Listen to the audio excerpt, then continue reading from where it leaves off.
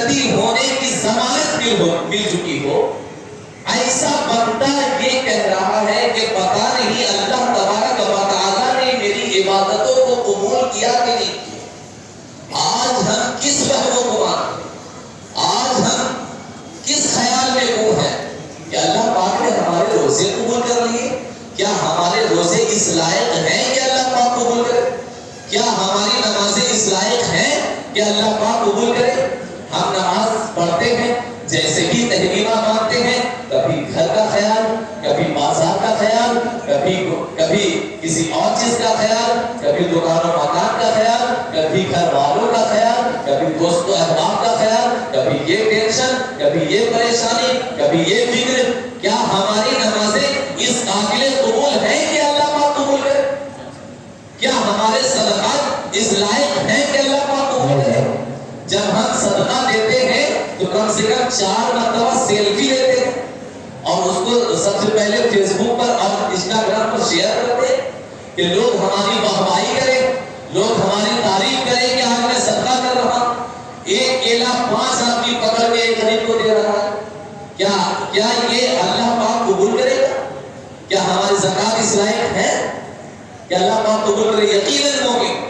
آج بڑا ہی مسرت موقع ہے، بڑا ہی اچھا موقع ہے اپنے رب سے گناہوں کی مغفرت سے، اپنے رب سے توبہ کی توفیق مانگے۔ یقیناً جس بندے کو اللہ پاک نے توبہ کی توفیق دی ہے، اس کی دنیا بھی بدلی ہے، اس کی آخرت بھی بدلی ہے، اور جنت میں انہی کے محلات تیار ہو رہے ہیں۔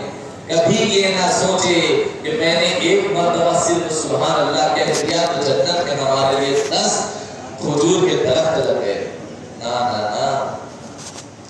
بتائیں تو صحیح، میری زمین پر کوئی اپنے لیے درخت لگا سکتا ہے؟ آپ کی زمین پر میں اپنا درخت لگا سکتا ہوں؟ کبھی نہیں۔ جنت میں درخت ان کے لگیں گے جنہوں نے جنت میں زمین خریدی ہو، جن کی جنت میں زمین ہو ان کے درخت لگیں گے، سب کے درخت نہیں لگیں گے۔ اس وہم و گمان میں نہ رہیں۔ یقیناً ایک مرتبہ سبحان اللہ کہنے کی 10 نیکیاں ہیں، یقیناً ہیں، لیکن یہ ان کے لیے ہے جو اللہ تبارک و تعالیٰ کا محبوب بندہ ہو، جنہوں نے نمازیں کما حقہ ادا کیے ہو، جن کی نمازیں جو زندگی میں قضا باقی نہ ہو۔ اگر نماز باقی ہو تو یہ نفلی عبادات قابل قبول نہیں ہوتے۔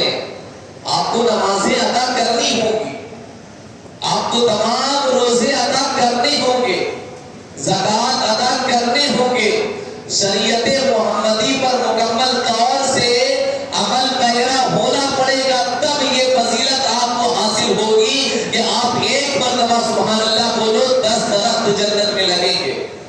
لیکن اگر فرائض آپ کے نامکمل ہیں تو یاد کریں حضرت عمر فاروق کا وہ جملہ، کیا اللہ پاک نے ہماری نمازیں قبول کی؟ اللہ پاک نے ہماری عبادتیں قبول کی؟ یاد رکھیں، اگر اللہ پاک نے آپ کے نمازیں، آپ کے عبادات قبول کر لیے تو زہ نصیب، آپ بڑے خوش نصیب ہیں۔ لیکن کبھی اس وقت میں نہ رہے کہ اللہ پاک نے قبول کر ہی لیے۔ ہمیشہ عبادات کے عمل پہلا رہیں اور خاص کر کم سے کم 5 وقت نمازوں کی پابندی کریں۔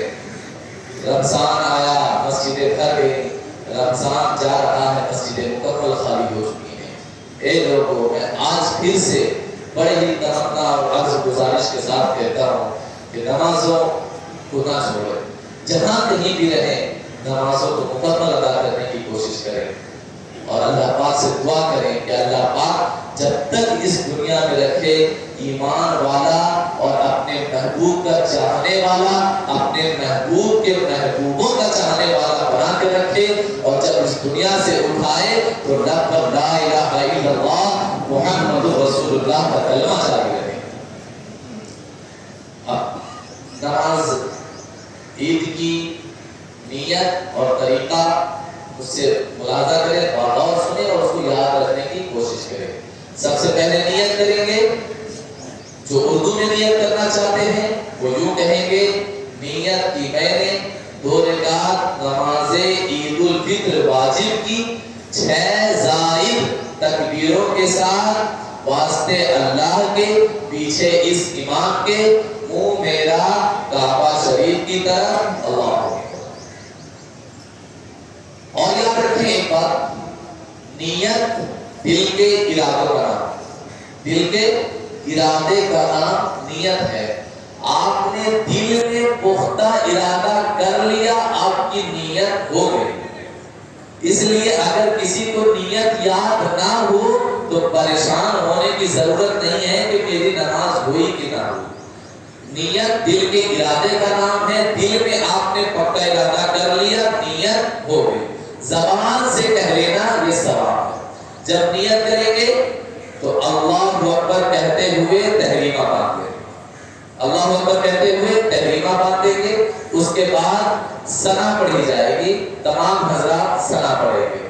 ثنا پڑھنے کے بعد 3 مرتبہ تکبیر پکاری جائے گی، یاد رکھیں۔ پہلی تکبیر پڑھ کے ثنا پڑھ لینا ہے، اس کے بعد ثنا کے بعد 3 تکبیر پکاری جائے گی۔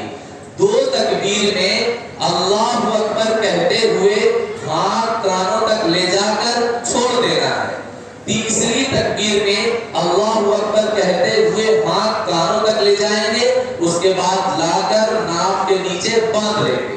اس کے بعد نماز یعنی کہ الحمدللہ پڑھی جائے گی، کوئی سورت لگائی جائے گی، پھر رکوع، پھر سجدہ کیا جائے گا، پھر سجدے کے بعد دوسری رکعت کے لیے کھڑے ہوں گے۔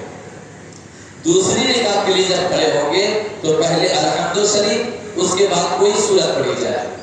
الحمد سورت پڑھنے کے بعد 4 تکبیریں یکے بعد دیگرے کہی جائیں گی۔ 4 تکبیروں میں سے 3 تکبیر جو شروع کی ہوگی، 3 تکبیر میں ہاتھ اللہ اکبر کہتے ہوئے اٹھا کر کانوں تک لے جانا ہے اور اس کے بعد چھوڑ دینا ہے۔ چوتھی تکبیر میں بغیر ہاتھ اٹھائے ہوئے اللہ اکبر کہتے ہوئے رکوع میں چلے جائیں گے۔ پھر جس طرح نماز ہوتی ہے نماز مکمل ہوگی۔ نماز مکمل ہونے کے بعد 2 خطبے پڑھے جائیں گے۔ یاد رکھیں جمعہ کا خطبہ واجب ہے اور عیدین یعنی عید الفطر اور عید الاضحیٰ کا خطبہ یہ سنت ہے۔ خطبہ کہنا تو سنت ہے، لیکن جب خطبہ پڑھا جائے، جس وقت خطیب خطبہ کہہ رہا ہو، اس خطبے کو سننا واجب ہے۔ یار خطبہ عید کے دن پڑھنا تو سنت ہے،